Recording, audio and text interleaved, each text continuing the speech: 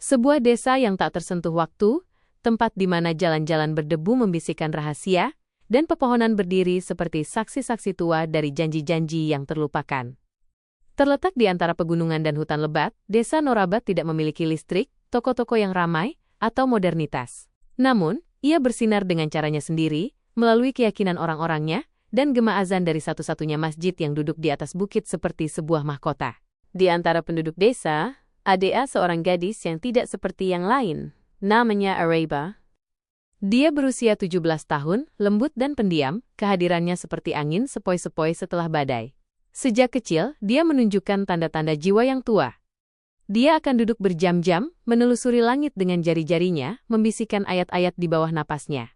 Pada usia 10 tahun, dia telah menghafal seluruh Al-Quran. Pada usia 13, dia dikenal di setiap sudut desa sebagai gadis cahaya. Bukan karena dia banyak bicara, tetapi karena wajahnya memiliki cahaya yang hanya bisa dipahami oleh hati yang dipenuhi cinta ilahi. Orang tuanya bangga, tetapi rendah hati. Mereka tidak pernah membicarakan bakatnya. Mereka tidak pernah memamerkan kesolehannya. Mereka hanya mengawasinya, terkadang takut betapa banyak cahaya yang bisa dibawa oleh satu tubuh sebelum mulai terbakar. Namun, Norabat tidak tanpa bayang-bayang. Ada bisikan tentang kecemburuan, tentang dosa yang tak terucap, tentang orang-orang yang menjalani dua kehidupan, satu di hadapan manusia, dan satu di hadapan Tuhan. Dan di tanah seperti itu, bahkan cahaya pun mulai gemetar. Areba tidak seperti gadis-gadis lain. Dia tidak bermimpi tentang mehndi di tangannya, atau pernikahan di musim panas. Dia bermimpi tentang jannah, tentang taman-taman abadi. Dia menangis ketika dia membaca ayat-ayat tentang api neraka seolah-olah dia bisa melihatnya. Dia tersenyum ketika dia membaca tentang orang-orang yang soleh, seolah-olah dia sudah mengenal mereka. Namun, di balik cahaya ilahi itu, ada sesuatu yang tidak diketahui siapapun, sesuatu yang menggerogoti jiwanya. Areba menyimpan sebuah rahasia. Satu yang akan segera bangkit dari kuburnya. Angin melolong lebih keras malam itu dari sebelumnya. Saat itu akhir musim gugur di Norabat, dan langit telah berubah menjadi warna yang menakutkan. Bukan hitam, tetapi warna abu gelap, seolah-olah langit sedang berduka atas sesuatu yang tidak terlihat. Di dalam sebuah rumah bata lumpur kecil di dekat tepi hutan, Areba berbaring di atas sajadahnya, dahinya menempel di tanah, tidak bergerak. Itu bukan waktu sholat. Namun, dia telah berada dalam sujud selama lebih dari 1 jam. Ibunya, Amma Salma, mengawasi dari ambang pintu dalam diam. Dia tidak berani mengganggunya. Bukan karena dia takut pada putrinya, tetapi karena intensitas dalam pengabdian Areba membuatnya merasa seolah-olah dia sedang melanggar batas tanah suci. Tapi kemudian, dia melihat sesuatu yang aneh. Ujung jari-jari Areba merah dan terbakar seolah-olah tersentuh api. Ya Allah, bisik Salma di bawah napasnya, melangkah mundur, jantungnya berdebar kencang. Malam itu, setelah suaminya tertidur dan lampu minyak berkedip-kedip pada napas terakhirnya, Salma mengendap-endap ke kamar Areba. Dia menemukan putrinya duduk tegak di atas sajadahnya. Matanya terbuka lebar dan tidak berkedip menatap dinding, tetapi tidak benar-benar melihatnya. Areba, bisiknya. Tidak ada jawaban. Areba, ada apa anakku? Masih hening. Kemudian, Areba akhirnya menoleh untuk melihatnya. Matanya basah oleh air mata, dan bibirnya gemetar. Aku melihatnya lagi, Amma, katanya dengan suara rendah. Api. Kuburan, kafangku, terbakar. Selama berminggu-minggu, dia mengalami mimpi yang sama. Di dalamnya, dia berbaring di kuburannya, diselimuti kain putih. Di sekelilingnya, bumi dingin dan sunyi, tetapi tidak damai. Itu adalah keheningan sebelum badai. Tiba-tiba, dari sudut kegelapan, api akan meledak, menjilat tepi kafannya. Dia bisa merasakan panasnya, asap yang menyesakkan, kain yang robek dari tubuhnya saat kekuatan tak terlihat tertawa dalam bayang-bayang. Tetapi bagian terburuknya bukanlah api. Itu adalah suara. Suara dingin yang menggema, yang akan berbisik. Kamu menghafal kata-katanya, tetapi kamu melupakan maknanya. Dia akan bangun berteriak setiap kali. Penduduk desa mulai menyadari perubahan itu. Areba, yang dulunya bersinar dan tenang, menjadi pucat. Dia menghindari orang-orang. Dia tidak lagi memimpin gadis-gadis kecil dalam membaca Al-Quran setelah asar. Dia bahkan melewatkan sholat subuh sekali, sesuatu yang belum pernah dia lakukan dalam hidupnya. Para wanita tua bergosip. Mungkin dia dikutuk. Mungkin dia melihat sesuatu yang seharusnya tidak dia lihat. Atau mungkin, bisik seorang wanita tua, mungkin ITU bukan dia. Mungkin ada sesuatu di dalam dirinya. Suatu hari, sepupu muda Areba, Halima Aing, datang berlari ke rumahnya, menangis. Aku menemukan ini di luar madrasah kami, katanya, menyerahkan perkamen yang kusut kepada Salma. Itu adalah halaman dari Al-Quran, terbakar di tepinya dengan bekas jelaga samar di seluruh kata-katanya. Itu telah dikubur di bawah batu, di dekat tembok batas masjid. Tangan Salma gemetar saat dia membaca kata-katanya. Itu adalah ayat dari surah Al-Baqarah tentang kemunafikan. Darahnya membeku. Apakah seseorang mencoba mengirim pesan? Atau, apakah itu sebuah tanda? Malam itu, saat badai mulai berkumpul di luar, Salma berdiri di samping putrinya yang sedang tidur. Dia menatap wajah Areba, damai untuk pertama kalinya dalam beberapa minggu, dan diam-diam menangis. Ya Allah, doanya, jika ada kegelapan di hatinya, tunjukkan padaku. Jika seseorang iri pada cahayanya, lindungilah dia. Jika dia menyembunyikan rasa sakit, ungkapkanlah. Tapi tolong, jangan biarkan dia terbakar. Tepat pada pukul 3:17 pagi, teriakan keras memecah keheningan rumah. Salma dan suaminya bergegas ke kamar Areba dan terkesiap. Tepi spray putihnya terbakar. Areba terbaring tidak sadarkan diri, dan api menari-nari di dekat kakinya. Mereka memadamkannya dengan air dan air mata, tetapi tidak ada yang bisa menjelaskan bagaimana itu dimulai. Tidak ada alilin, lampu, korek api. Hanya gadis itu, dan selubung misteri. Pagi setelah kebakaran ITU bukanlah pagi yang normal di Norabat. Areba tetap tidak sadarkan diri, napasnya dangkal tetapi stabil. Tangannya gemetar sesekali, dan dia menggumamkan kata-kata dalam tidurnya. Ayat-ayat dari Al-Quran, tetapi terpelintir, campur aduk, seolah-olah jiwanya mencoba mengingatnya dari tempat yang terlalu jauh. Ayahnya, Baba Karim, berdiri diam di sudut kamarnya, tinjunya terkepal, matanya dihantui.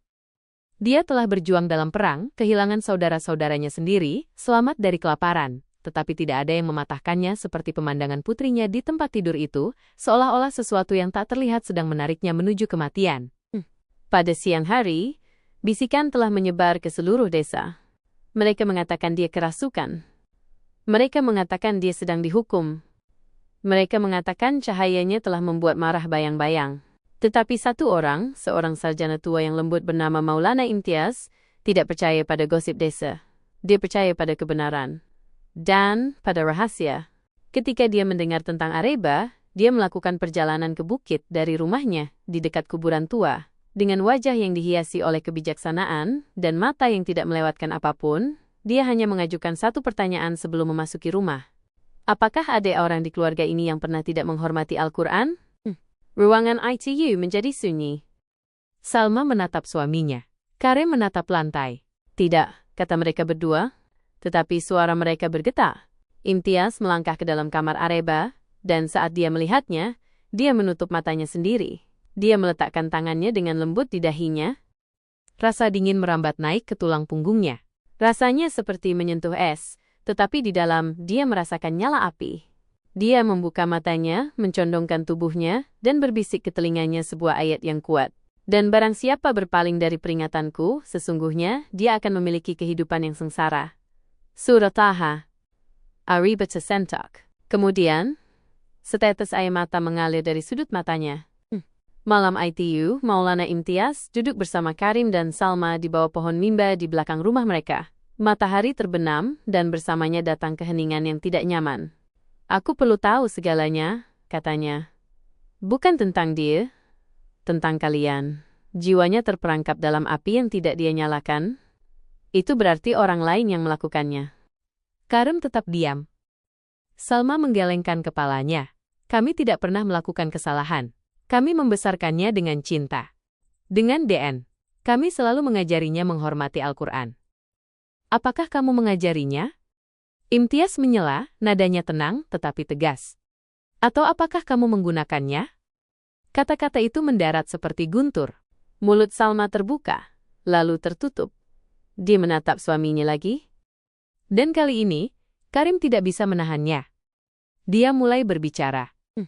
Itu 8 tahun yang lalu, katanya, suaranya hampa. Kami memiliki hutang. Saya tidak punya pekerjaan. Desa itu ingin masjid baru, dan orang-orang datang kepada saya karena putri saya baru saja menyelesaikan hafalan Al-Quran. Mereka berkata, lanjutnya, bahwa barokahnya akan membawa berkah. Bahwa jika dia membaca seluruh Al-Quran dalam satu malam, ITU akan menarik sumbangan dari donor luar. Dia baru berusia 9 tahun. Saya membuatnya duduk berjam-jam, membaca dari ingatan sambil dia batuk darah. Saya mengatakan kepadanya bahwa dia melakukannya untuk Allah. Tetapi sebenarnya, saya membutuhkan uang.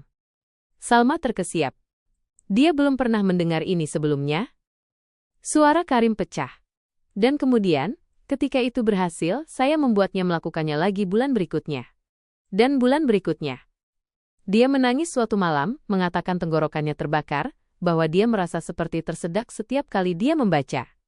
Saya mengatakan kepadanya bahwa itu hanyalah setan yang mencoba menghentikannya.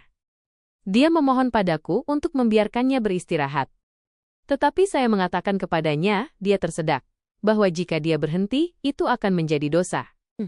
Maulana Imtiaz menutup matanya. Kamu tidak berdosa dengan memintanya membaca, katanya dengan tenang. Tetapi kamu menggunakan cintanya pada Al-Quran untuk melayani kebutuhan duniawimu. Itu bukan hanya kejam. ITU adalah manipulasi yang sakral. Dia adalah seorang anak, lanjutnya. Al-Quran tidak pernah dimaksudkan untuk dieksploitasi. Itu dimaksudkan untuk membimbing, bukan untuk membebani. Dan sekarang, tambahnya dengan muram, kitab yang sangat dia cintai sedang membakarnya, bukan sebagai hukuman, tetapi dalam rasa sakit. Malam ITU, Maulana duduk di samping Areba dan membaca ayat-ayat rahmat, penyembuhan, cinta ilahi, membisikannya tidak hanya ke telinganya, tetapi ke jiwanya. Dan untuk pertama kalinya dalam banyak malam, Areba membuka matanya. Air mata jatuh dengan bebas. Dia hanya mengucapkan satu kalimat. Saya tidak pernah ingin melupakannya, tetapi tubuh saya lelah. Maulana mengangguk, dengan lembut memegang tangannya. Kamu tidak melupakannya, anakku, tetapi seseorang membuatmu membawanya seperti sebuah beban alih-alih sebuah berkah. Untuk pertama kalinya dalam beberapa minggu, rumah ITU terasa hangat, bukan dari api, tetapi dari sesuatu yang lebih lembut. Cahaya pagi mengalir melalui celah-celah di dinding tanah liat, dan burung-burung menyanyikan ayat-ayat lembut dari kitab suci alam.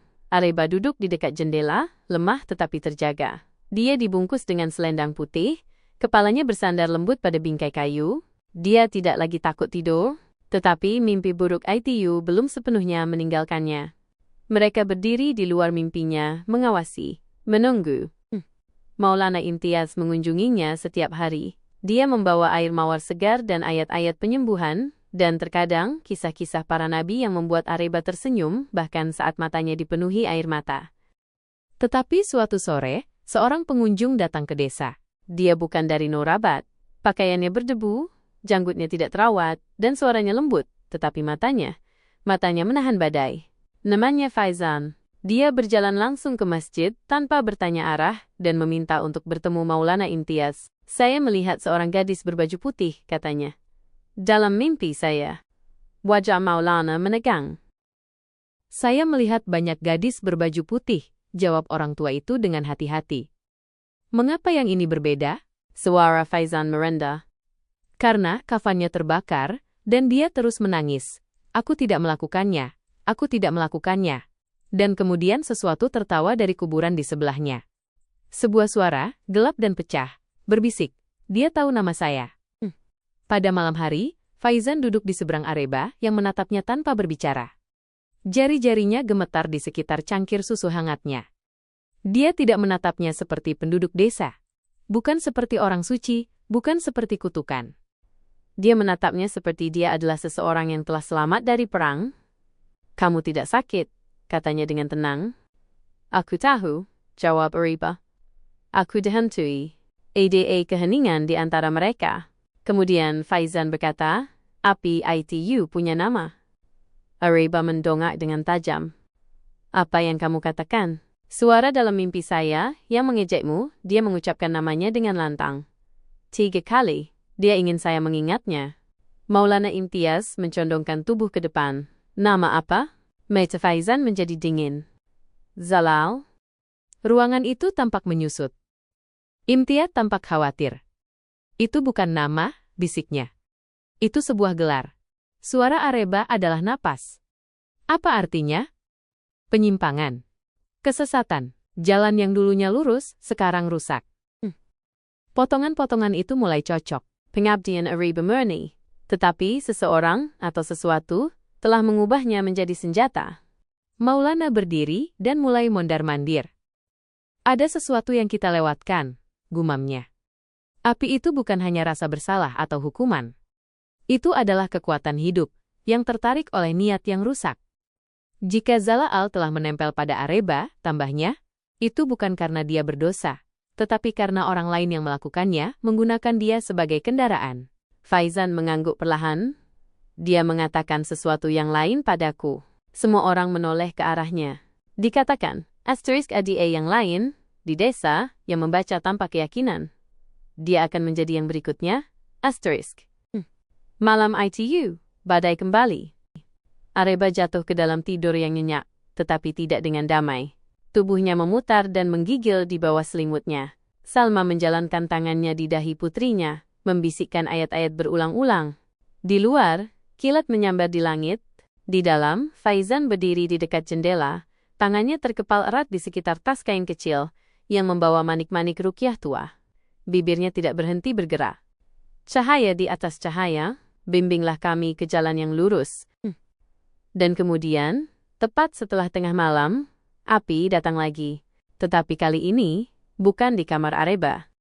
Itu ada di rumah Hadijah Begum, seorang wanita tua desa yang pernah secara salah mengklaim sebagai hafizah untuk mendapatkan rasa hormat dan uang. Rumahnya meledak dalam api, bukan dari minyak, bukan dari kayu, tetapi dari dalam kasurnya. Rak Al-Qur'annya terbakar, namun, setiap buku kecuali satu selamat. Satu buku ITU. Sebuah Al-Qur'an dekoratif, tersegel dalam plastik, tidak pernah dibuka. Hanya disimpan sebagai jimat untuk berkah. Dia selamat, tetapi nyaris tidak. Dan ketika dia terbangun, kata-kata pertamanya adalah, "Itu dia, gadis berbaju putih. Dia membaca di atasku saat aku terbakar." Desa itu sekarang tidak lagi bingung. Itu ketakutan. Mereka tidak tahu apa itu Zala'al, tetapi mereka tahu satu hal. Sesuatu telah dibangunkan. Itu tidak hanya memburu Areba. Itu membersihkan desa, satu kebohongan pada satu waktu. Matahari menolak terbit keesokan paginya. Awan abu-abu tebal membentang di langit seperti selubung kesedihan. Penduduk desa bergerak dengan tenang, membisikkan doa, mengunci pintu mereka lebih awal, dan melirik ke arah rumah Areba dengan campuran ketakutan dan rasa bersalah. Kebakaran di rumah Hadijah Begum telah mengubah segalanya. Apa yang dulunya merupakan misteri sekarang menjadi pembalasan. Di dalam rumahnya, Areba duduk di dekat cermin, menyisir rambutnya perlahan. Bayangannya terlihat rapuh, pipinya cekung, kulitnya pucat. Namun matanya jernih, fokus, terjaga. Selama berhari-hari, dia telah menanggung siksaan api, bayang-bayang rasa bersalah, dan ketakutan akan disalahkan atas hal-hal yang tidak bisa dia pahami. Tetapi sekarang, sesuatu di dalam dirinya telah bergeser. "Aku teringat sesuatu," katanya dengan tenang kepada ibunya, yang duduk di sampingnya menjahit robekan di selendang putrinya. Salma mendongak. "Saya baru berusia 8 tahun. Ada suatu hari setelah madrasah, ketika saya mengikuti suara tangisan." Dia berhenti. Itu datang dari belakang masjid. Di belakang masjid, ada ruangan yang tersegel, yang dikatakan penduduk desa terlalu lemah untuk dimasuki, atapnya hampir runtuh. Tidak ada yang menggunakannya. Tidak ada yang berani. Tetapi Areba, penasaran dan polos, telah mengikuti suara isak tangis yang lembut dan menemukan jalan masuk melalui panel yang rusak di belakang tangki air. Di dalamnya, udara tebal dengan debu dan keheningan. Dan di sana, duduk sendirian di lantai, adalah seorang gadis lebih tua dari Areba beberapa tahun. Dia mengenakan pakaian robek dan memegang sepotong halaman Al-Qur'an yang terbakar di tangannya. Ketika dia melihat Areba, dia berdiri dengan tajam. "Jangan beritahu siapapun," kata gadis itu. "Mereka mengusirku karena aku membuat kesalahan saat membaca. Mereka bilang aku tidak menghormati Al-Qur'an, tetapi itu bukan salahku." Areba telah membeku, bukan karena takut, tetapi karena kesedihan. Gadis itu menatapnya dan berbisik, "Buatlah aku sebuah janji." "Janji apa?" Areba telah bertanya. "Berjanjilah kamu akan selalu melindungi Al-Qur'an lebih baik dari yang aku lakukan. Berjanjilah kamu tidak akan pernah melupakan satu ayat pun. Berjanjilah kamu tidak akan pernah lemah." Areba kecil mengangguk. Dan kemudian, gadis ITU memberinya halaman yang terbakar. Ini akan mengingatkanmu. Gadis itu tidak pernah terlihat lagi. Minggu berikutnya, para tetua desa mengatakan dia telah pindah. Yang lain berbisik dia telah dikirim ke rumah koreksi untuk siswa nakal. Tetapi Areba tidak pernah melupakan wajahnya. Atau halaman ITU. Kecuali, dia telah menyembunyikannya. Bukan di tempat yang terhormat. Bahkan, tidak di dalam buku. Dia telah melipatnya dan menyelipkannya ke dalam bantalnya, berjanji pada dirinya sendiri dia akan mengembalikannya ketika dia cukup dewasa untuk mengerti. Tetapi dia tidak pernah melakukannya. Sekarang, berusia 17 tahun, Areba bangkit dari kursi. Saya harus kembali ke ruangan itu, katanya. Salma menjadi pucat, tempat ITU dikutuk. Tidak, jawab Areba, saya mengutuknya. Dengan janji yang terlupakan, Faizan dan Maulana Imtiaz bergabung dengannya sore ITU. Mereka berwudu sebelum pergi. Areba mengenakan syal putih dan memegang Al-Quran di tangannya, bukan untuk perlindungan, tetapi untuk kerendahan hati. Jalan menuju ruangan yang tersegel itu ditutupi gulma, dan pintunya telah runtuh bertahun-tahun yang lalu.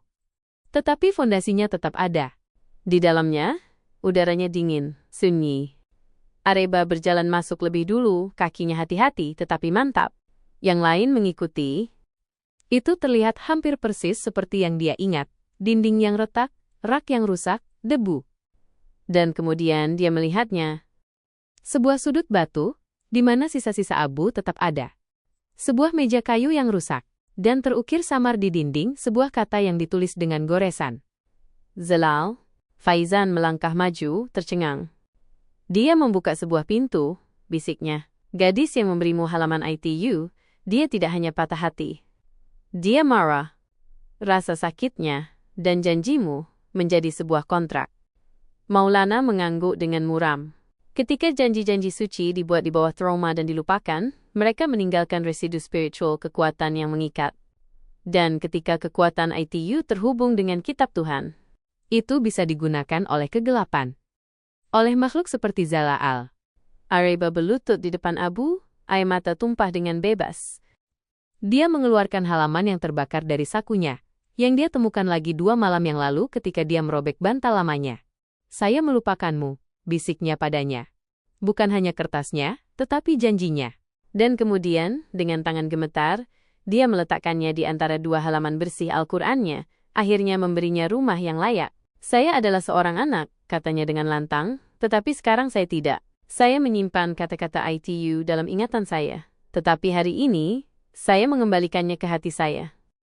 Ruangan itu bergetar. Hembusan lembut bertiup, meskipun tidak ada jendela yang terbuka. Faizan dan Maulana melangkah mundur saat cahaya di ruangan itu meredup, dan kemudian berkedip lebih terang. Areba merasakan sesuatu terangkat dari dadanya, sebuah tekanan, sebuah beban yang telah menempel padanya selama bertahun-tahun. Di tempatnya ada keheningan, kedamaian.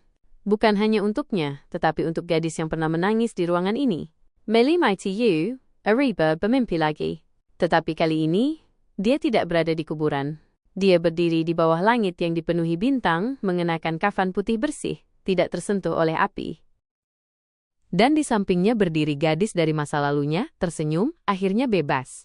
Hari-hari setelah kembalinya Areba ke ruangan yang terlupakan lebih lembut. Udara terasa lebih ringan di Norabat. Angin tidak lagi membisikkan ancaman, dan api telah berhenti menunjukkan wajahnya dalam mimpi dan kehidupan nyata. Untuk sementara, kedamaian memeluk desa dalam pelukannya. Areba mulai pulih, tidak hanya dalam tubuh, tetapi dalam jiwa. Memar di bawah kulitnya memudar. Suaranya, yang dulunya gemetar, tumbuh kokoh kembali. Dan tangannya, yang takut bahkan memegang Al-Quran setelah insiden kafan, sekarang membukanya setiap pagi dengan hormat dan tenang. Dia telah kembali ke panggilannya. Dia memutuskan untuk mengajar lagi. Anak-anak desa, yang dulunya takut berjalan melewati rumahnya, sekarang berkumpul di luar pintunya, memegang batu tulis dan buku, beberapa telanjang kaki, yang lain dengan kaki berdebu, tetapi semua mata terbelalak dengan kekaguman. Mereka duduk di bawah pohon mimba di halaman rumahnya, saat dia mengajar mereka dengan kesabaran dan kehangatan. Kali ini, dia mengajar mereka tidak hanya hafalan, tetapi makna. Jangan takut pada ayat-ayat ITU, katanya kepada mereka. Rasakan. Hiduplah dengannya. Suatu pagi, seorang wanita berbaju hitam datang dengan seorang anak laki-laki kecil di sisinya. Anak laki-laki ITU tampak berusia sekitar 9 tahun.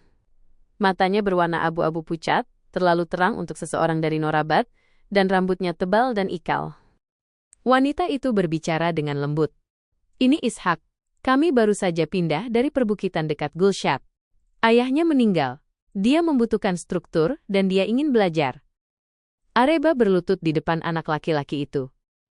Apakah kamu ingin belajar Al-Quran? Anak laki-laki ITU mengangguk perlahan. Tetapi sesuatu tentang dia membuat Areba berhenti. Dia tidak pernah berkedip. Anak laki-laki itu bergabung dengan kelasnya keesokan harinya. Dia pendiam. Dia tidak banyak bicara. Dan tidak pernah tersenyum. Tetapi dia cepat belajar. Hanya dalam 2 hari, dia telah menghafal seluruh bagian yang membutuhkan waktu berminggu-minggu bagi sebagian besar siswa untuk mengingatnya. Dia tidak pernah melupakan sepatah kata pun, tetapi yang mengganggu Areba adalah ini. Setiap kali dia membalikkan punggungnya, dia merasa dia menatap, bukan padanya, tetapi pada langit, seolah-olah mendengarkan sesuatu yang tidak bisa didengar orang lain. Dan dia masih tidak pernah berkedip. Minggu itu, hal-hal aneh mulai terjadi lagi. Bukan nyala api, tetapi dingin. Rasa dingin yang tebal memasuki rumahnya saat senja, meskipun saat itu musim panas. Burung-burung yang biasanya berkicau di sekitar pohon mimba mulai terbang menjauh selama kelas. Anjing Areba, makhluk tua yang lembut bernama Huro, menggeram rendah setiap kali Ishak melangkah dekat. Dan kemudian datang mimpi-mimpi ITU. Suatu malam, Areba terbangun terkesiap, keringat mengalir di lehernya. Dalam mimpi ITU, dia telah mengajak anak-anak di halaman rumahnya. Tetapi semua siswa berpaling punggung mereka menghadapnya. Kecuali Ishak. Dia menghadapinya, tetapi wajahnya kosong dan mulutnya bergerak meskipun tidak ada suara yang keluar. Dia mencondongkan tubuh lebih dekat dalam mimpi itu, mencoba mendengar. Dan akhirnya, dia berbisik. Zalal hanyalah yang pertama. Keesokan paginya, dia menemukan sebuah ayat tunggal yang ditulis dengan arang di dinding depannya. Dan di antara mereka ada orang-orang yang membaca, namun tidak beriman. Tangan Uri Begamata. Ayat ITU, dia belum mengajarkannya. Dia bergegas ke Maulana Imtiaz yang sekarang tinggal di dekat masjid lagi. Dia menceritakan semuanya padanya. Tentang Ishak. Matanya. Kecepatannya. Mimpi-mimpi itu. Ayat arang. Maulana menjadi sunyi. Apakah kamu sudah berbicara dengannya sendirian? Tidak, jawabnya. Saya tidak merasa aman. Kalau begitu jangan. Belum. Dia berdiri, berjalan ke lemari yang terkunci, dan mengeluarkan sebuah buku kecil, lebih tua dari apapun yang pernah dilihat Areba. Halamannya kuning, hampir emas. Ada sebuah bab, katanya, tentang anak-anak yang disentuh oleh yang tak terlihat. Mereka membaca bersama. Itu berbicara tentang Gema. Makhluk yang lahir dari janji yang rusak dan ibadah yang salah, tidak sepenuhnya jin, tidak sepenuhnya manusia. Beberapa ditarik ke tempat-tempat di mana hal-hal suci telah dieksploitasi, terutama Al-Quran. Beberapa mengambil bentuk anak-anak. Mereka tidak jahat, tentu saja. Tetapi mereka dingin, terputus, tidak dapat merasakan cinta atau ketakutan, hanya tertarik pada pembacaan dan struktur. Seperti ngengat yang tertarik pada nyala api, tetapi tanpa memahami apa arti api itu. Ishak mungkin bukan bahaya, kata Maulana, tetapi dia tidak lengkap. Areba bertanya, apa yang harus saya lakukan? Awasi dia. Uji dia, bukan dengan pengetahuan, tetapi dengan kebaikan. Gema ini bisa meniru memori, tetapi mereka berjuang dengan emosi. Keesokan harinya, Areba membawakan semua anak minuman manis, madu, dan susu. Semua dari mereka menyesap dengan gembira, terkikik, berterima kasih padanya. Kecuali Ishak. Dia menatap cangkir dalam diam, lalu memiringkannya, dan menuangkannya ke tanah. Areba bertanya dengan lembut, apakah kamu tidak menyukainya? Dia menatapnya. Dan untuk pertama kalinya, dia berkedip. Sekali. Kemudian berkata, dengan suara yang terlalu datar, terlalu terukur. Manis adalah untuk mereka yang hidup, bukan untuk mereka yang dibuat. Areba melangkah mundur. Anak laki-laki ITU hanya menoleh ke buku pelajarannya, membaca sebuah ayat, kata-kata yang sempurna, namun tanpa emosi. Apakah mereka tidak merenungkan Al-Quran? Atau apakah ada kunci di atas hati mereka? Jalan menuju Gulshat curam dan sunyi, diapit oleh pepohonan bengkok dan angin yang berbisik seperti anak-anak yang hilang. Areba, sekarang lebih kuat dalam imannya dan mantap dalam semangatnya, melakukan perjalanan dengan berjalan kaki dengan Faizan di sisinya. Maulana Imtiaz tetap di belakang, mengawasi Ishaq dan anak-anak. Mereka hanya punya satu petunjuk. Sebuah madrasah pernah berdiri di sini, jauh di perbukitan. Sudah lama ditinggalkan, sudah lama terlupakan, sampai tanda-tanda aneh mulai muncul kembali di Norabat. Dan anak yang tidak pernah berkedip berbicara seperti orang yang tidak memiliki asal kan, tidak memiliki memori, hanya ayat-ayat. Saat mereka mendaki lebih tinggi, mereka menemukan reruntuhan yang hangus, dinding batu yang menghitam oleh nyala api, bingkai besi yang bengkok, dan sebuah gerbang masih berdiri, dengan tulisan pudar di atasnya. Darul Huda untuk anak yatim iman. Areba merasa hatinya tenggelam. Ini bukan sekolah biasa, kata Faizan dengan tenang. Itu dibangun untuk anak-anak yang ditinggalkan. Tidak ada keluarga, tidak ada nama. Mereka diajari Al-Quran, tetapi ada sesuatu yang salah di sini. Saat mereka melangkah ke reruntuhan, Areba membeku. Tersebar di lantai yang tertutup abu adalah halaman-halaman kitab suci. Beberapa terbakar di tepinya, beberapa utuh. Tetapi tidak ada yang digunakan. Tidak ada yang dihormati. Mereka dipaksa, bisiknya. Dipaksa menghafal, bukan dengan cinta, tetapi dengan ketakutan. Di sudut jauh reruntuhan, mereka menemukan sebuah perpustakaan yang masih sebagian berdiri. Dan di dalamnya catatan. Pudar, tetapi dapat dibaca. Mereka menemukan daftar nama sekitar 37 anak. Semua anak yatim, tidak ada yang punya keluarga. Dan kemudian, di bawah staf hanya satu nama, Ustadz Talib Rahman, Kepala Guru and Instructor Spiritual.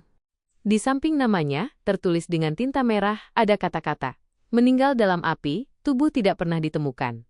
Jantung Areba mulai berpacu. Bagaimana jika dia tidak pernah pergi, katanya dengan lantang. Bagaimana jika api ITU tidak menghabisinya, tetapi mengikatnya? Faizan menatapnya dengan tajam. Dan bagaimana jika dia membuat anak-anak baru? Saat mereka berdiri dalam keheningan, angin mulai melolong. Suhu turun tiba-tiba. Dan kemudian, sebuah suara bergema dari belakang reruntuhan. Apakah kamu datang untuk anak laki-laki itu? Areba berbalik. Seorang pria tua dengan mata susu berdiri di dekat pintu yang hangus, dibungkus selimut compang camping. Kulitnya pucat, dan bibirnya pecah-pecah. Siapa kamu? Faizan bertanya, melangkah di depan Areba. Saya adalah tukang kebun. Pria itu serak. Saya mengubur api pertama dengan tangan saya sendiri. Tetapi beberapa hal tidak bisa tetap terkubur. Dia berjalan perlahan menuju sisa-sisa aula sholat. Mereka membaca siang dan malam, tanpa makanan atau kebaikan. Talib Rahman mengatakan dia membesarkan pejuang kitab suci, bukan anak-anak. Dia menghukum mereka yang menangis, membakar barang-barang mereka yang melupakan ayat-ayat, dan ketika sekolah ITU terbakar suatu malam, dia berhenti. Tidak ada yang datang untuk membantu. Tidak ada yang mencoba menyelamatkan mereka. Dan Al-Quran yang mereka hafal tidak pernah dibacakan lagi. Itu terkunci di dalam pikiran yang hangus dan tubuh yang rusak. Areba merasa tenggorokannya tercekat. Jadi apa itu Ishaq? Pria itu menatapnya, suaranya hampir sedih. Dia adalah pengingat. Pengingat akan ayat-ayat yang dipelajari dalam rasa sakit dan tidak pernah dibaca dalam kedamaian. Setiap kali sebuah desa melupakan apa arti Al-Quran sebenarnya, setiap kali orang memperlakukannya seperti lencana alih-alih tanggung jawab, dia kembali. Dia tidak menyakiti, dia hanya muncul, dan menunggu seseorang untuk membaca dengan hati lagi. Areba mulai menangis. Selama ini, dia pikir Ishaq adalah ancaman, tetapi dia adalah memori yang diberi bentuk. Bukan manusia, bukan jin, hanya kesedihan dan kitab suci yang terbungkus dalam bentuk seorang anak laki-laki. Dia kembali ke Norabat malam ITU. Ishaq sedang duduk di bawah pohon mimba, sendirian, menelusuri huruf-huruf di tanah. Areba berjalan ke arahnya. Dia meletakkan tangannya dengan lembut di bahunya. Saya ingin membaca sesuatu, katanya dengan lembut. Bukan dari ingatan, tetapi dari cinta. Dan di bawah pohon ITU, dengan langit yang berubah menjadi senja keemasan, dia mulai membaca. Ini adalah kitab yang kami turunkan kepadamu, penuh berkah, agar mereka merenungkan ayat-ayatnya, dan agar orang-orang yang berakal dapat mengambil pelajaran. Air mata jatuh dari matanya saat dia membaca. satu ayat demi satu. Bukan sebagai hafizah, bukan sebagai guru, tetapi sebagai seseorang yang akhirnya mengerti. Ketika dia mendongak, Ishak sudah pergi. Tidak ada yang melihatnya pergi, tidak ada jejak kaki di tanah. Tidak ada angin sepoi-sepoi yang menandai kepergiannya.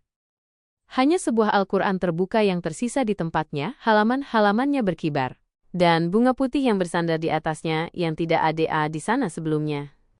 Bertahun-tahun berlalu, Areba menjadi nama cinta, bukan ketakutan. Sekolahnya tumbuh. Anak-anak datang dari desa lain untuk belajar. Tidak hanya kata-kata, tetapi maknanya. Pelajaran Zalaal dan Ishak tidak pernah terlupakan. Setiap tahun, pada hari yang sama, dia menyalakan lilin di bawah pohon mimba, bukan untuk berduka, tetapi untuk mengingat. Dan terkadang, pada malam-malam yang tenang, tawa seorang anak laki-laki muda bisa terdengar di dekat gerbang. Dia tidak pernah mengetuk. Dia tidak pernah tinggal. Dia hanya mengingatkan mereka bahwa Al-Quran bukanlah beban untuk dibawa. Itu adalah cahaya untuk dijalani,